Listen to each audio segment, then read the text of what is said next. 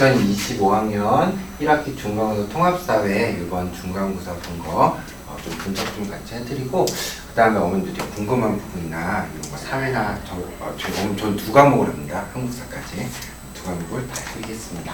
우선 저희 통합사회가 올해 가장 큰 변화를 준 것은 사회가 이제 수능형으로 나오기 때문에 훨씬 더 난이도가 올라갔습니다. 이번에 확실히 느낀 게 제가 우선 선정 같은 경우는 얘기를 하겠지만 주변 학교만 봐도 판도가 완전히 바뀌었고 난이도가 엄청 올라갔습니다. 그동안 그 주변 학교 저희가 기출문제나 그 전에 문제를 풀어봤으면 저희 진짜 사회는 발로 푼다고 할 정도로 너무 쉬웠습니다. 문제 수도 적었고 대선 같은 경우가 원래 28문제에 진짜 10분이면 풀 수 있는 문제였는데 올해는 가장 어려운 과목이 통합사회가 됐었습니다. 그래서 1등급 컷이 대선고 같은 경우는 80점이 안 나옵니다. 1등급이.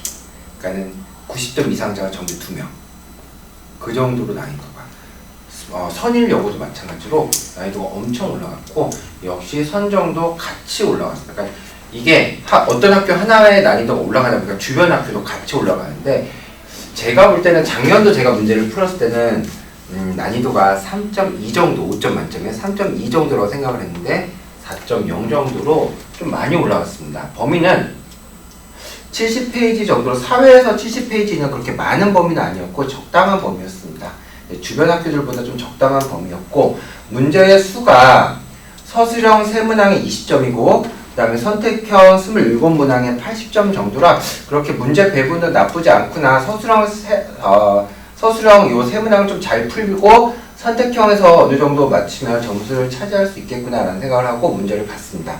총평 먼저 말씀드리면 자, 중간고사 난이도는 객관식 27개 중에 난이도 상위 총 7문항 정도면 어려운 편은 아니었습니다. 하지만 굉장히 곳곳에서 문제가 나왔습니다. 책 전체에서. 그러니까 교재를 정말 꼼꼼히 봤어야 된다. 그런 느낌.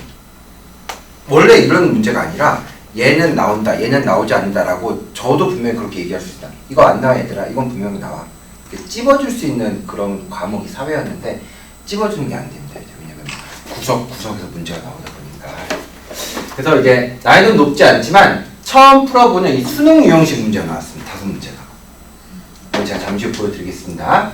서답형 난이도는 낮았지만 상식, 그러니까 저희 아이들 제일 부족한 게 이거죠. 상식.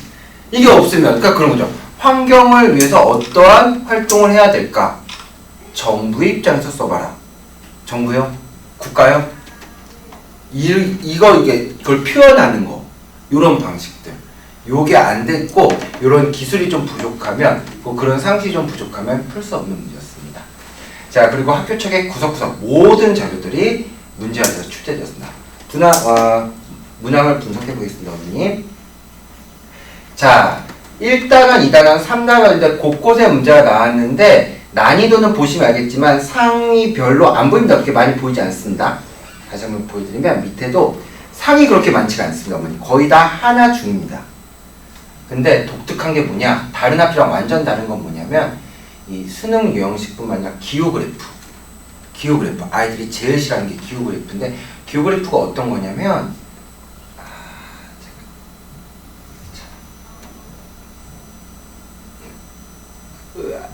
이게 왜 안 나올까요? 아이고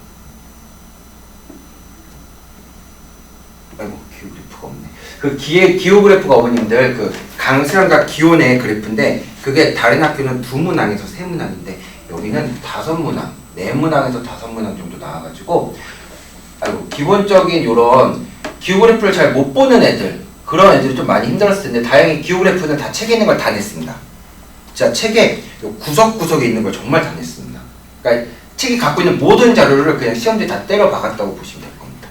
그래서 그런 문제가 나왔고 기호그래프 문제, 그 다음에 제일 독특한 게 제가 22번 문제였는데 이따 제가 밑에 넣어놨는데 저희가 통합사회라는 것은 사회가 총 9과목으로 되어 있습니다. 어머님들 정치와 법, 경제, 세계지리, 한국지리, 사회문화, 생활과윤리, 동아시아사 이런 식으로 세계사 이렇게 총 9문제인데 그것처럼 1단원과 3단원 각각 다른 성격의 2개 단원을 합쳐서 낸 문제도 있었어요. 제가 이거 보고 와 되게 신박하다. 이거 선생님 좀 신경을 좀 쓰셨구나. 그래서 그 학생한테 물어보게 됐습니다. 혹시 선생님 젊으시니? 라고. 나이 좀 드신 분들은 이런 거 안 하시는데 젊은 선생님들이 1단원과 3단원 이렇게 합쳐서 내는 문제들이 있었고 기호 그래프 문제인데 이건 좀 어려운 기호 그래프 문제를 냈고요. 그 다음에 기호 그래프 보시면 알겠죠? 다른 학교에는 이렇게 기능 그래프가 없고 수능 유형식 문제가 나왔습니다. 그러면 직접 한번 문제를 잠시 보면서 설명드리겠습니다. 이게 수능 유형식인데 이게 이런 것을 우리 3차원 공간 좌표라고 합니다. 애들이 이거 좀 읽기 힘들어합니다. 특히 이건 이제 남녀 차별적인 방인데 공간 관점 능력이 필요해서 유학생들이 많이 틀린다 이 문제. 남학생보다. 그러니까 두 개를 딱 비교해서 북극의 빙하 크기가 줄었네. 지구 온난화보다 여기까지 딱 밝혀냅니다. 그다음 이걸 딱 봐야 되는데 헷갈려. 왜 헷갈리냐? 이게 중심축인데 이걸 중심축으로 보는 애들이 있습니다. 바보 아니야? 저걸 왜 헷갈려라고 할 수 있는데 실제로 시험 때 긴장하다가 볼 수 있습니다. 이거 진짜 아이들 많이 틀립니다. 근데 이게 수능 유형식으로 나와요. 그래서 낸 겁니다. 학교에서. 수능에 요거 저희 사탐은 반드시 한 문제 나옵니다. 이게. 그래서 뭐 보면 자연재해 빈도 같은 경우는 빈도가 훨씬 더 이게 저희가 이걸 X축이라고 이걸 Y축, 이걸 Z축이라고 이야기합니다. 그래서 해수면은 이렇게 되면 빙하가 녹아버리니까 물이 많아지네. 해수면이 높아지겠네. 상승. 이거 푸는 방법은 손으로 움직이면 됩니다. 손으로 움직이면 애들이 많은데 눈으로 보니까 틀린다. 상승에다 손을 딱 갖다 대고. 그 다음 두 번째. 북극권의 개발. 자, 개발은 더 따뜻하니까 더 많이들 추우면 개발을 덜 하겠지만 따뜻하니까 개발을 더 할 수 있겠구나. 그럼 위로 올라가야겠네. 올라가면 됩니다. 그 다음에 이제 마지막 자연재해. 자연재해는 점점 많아지겠네. 그러면 올라가면 됩니다. 이게 아이들이 힘들어합니다. 눈으로 보니까. 이렇게 보고 있으니까. 이렇게 보고 있으니까. 하고. 다들 무슨 양반이 핏줄이 아닌데 손을 안 쓰니까 이게 틀려버립니다. 자, 요게 수능 유형입니다. 자, 그 다음에 가장 큰 난이도. 자, 이게 지금 고1 문제인데 이거 맞히는 학생들이 많이 없을 것 같습니다. 왜냐면 수능식 유형이고 제가 볼 때는 가장 난이도가 높았고 이 선생님도 이걸 내면서 아마 후회를 했을 것이다. 왜냐면 이게 어머님들 책에 그 본문에 나온 게 아니라 뒤에 함께 해요, 함께 생각해 볼까요? 거기에 한 줄 나와 있는 겁니다. 그게 싱어라는 학자인데 책에는 저희 교과서에는 어머니들 을의 내용과 병의 내용은 들어가 있습니다. 근데 갑이 그 함께 해요의 한 줄, 싱어라는 학자인데 그 한 줄 나와 있는데 이게 제일 어려워. 제가 먼저 볼 때는 아이들이 이 과목은 생활과 윤리라는 고3 과목에 있는 내용입니다.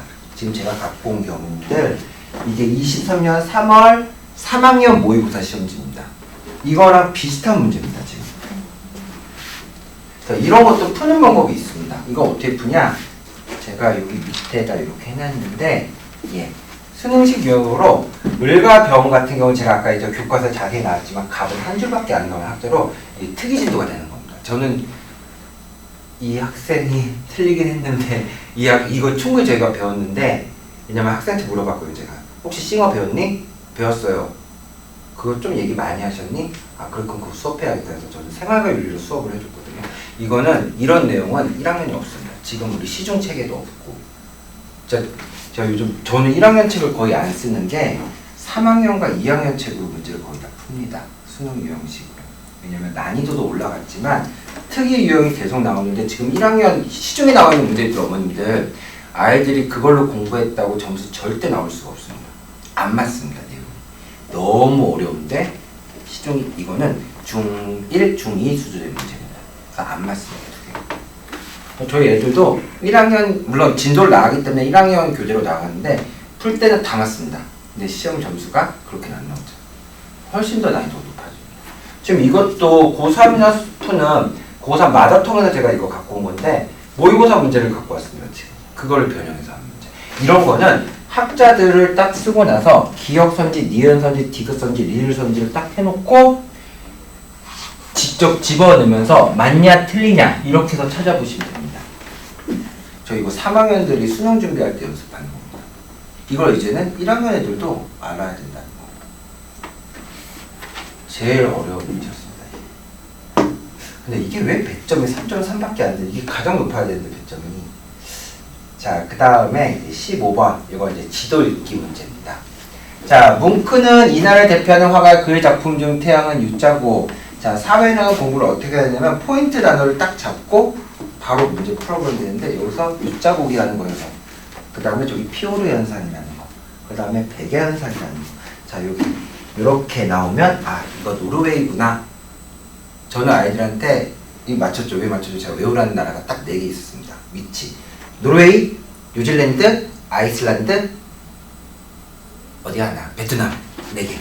왜냐면 각 특징이 노르웨이는 저 U자곡 때문에 나오고, 그 다음에 뉴질랜드는 화산활동 때문에 나오고, 그 다음에 이제 나머지 2개 나라도 각 지역인데 다 저희가 얘기한 것 중에 이제 U자곡 배경현상 보고 노르웨이 찾아서 바로 A 찾았고, 그 다음에 여기에 특징은 남반구에 위치했다. 남반구라는 걸 알면 남반구는 여기서 적도로 쭉 그면 요거에서 밑에 쪽을 남반구로 하니까 2밖에 없지 않습니까? 남반구가 제일 큰 특징이었습니다.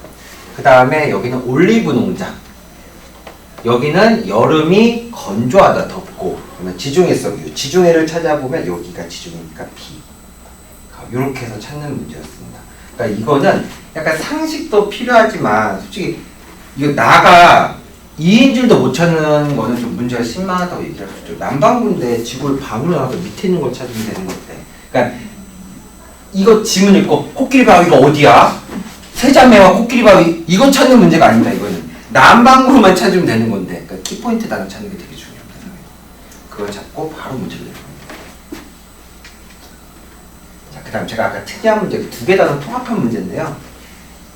그 3단원의 지형과 관련된 단어인데 1단원에 어떤 관점으로 봐야 되냐 2개 문제를 합쳐버린 건데, 1단원 간 고시동을 석회동굴로서 석회암이 물을 만나면 녹는 용식작용을 만들어진 카르스트 지형이고, 나피오는 아까 그 노르웨이의 그 U자곡에 바닷물이 들어와서 만들어진 빙하의 침식으로 만들어진 지형인데, 자 보시면 시간적 관점은 시간이 변화에 따라 설명을 하는 건데 석회암을 용식시키는 물질은 무엇인가? 이것과 시간적 관점은 맞지 않죠.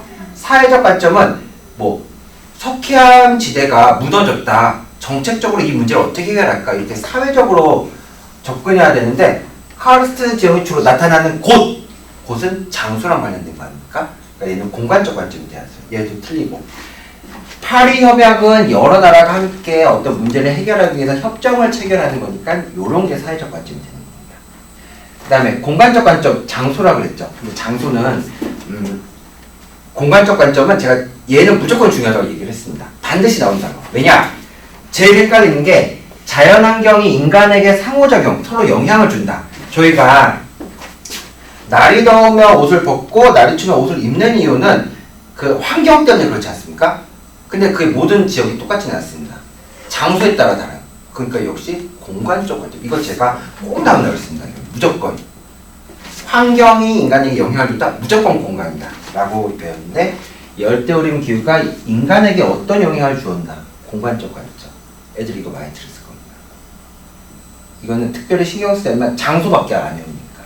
근데 장소로 인해서 뭐 온도도 기온도 달라지고 날씨도 달라지니까는 자연의 영향을 받는구나 이 생각을 해야 되기 때문에 난이도가 조금 있는 문제였고, 되게 선생님 진짜 준비를 많이 하신 것 같습니다. 1, 3단을 합쳐서 제가 지금 6개 학교 설명회를 하는데 처음 봤습니다. 이런 문제.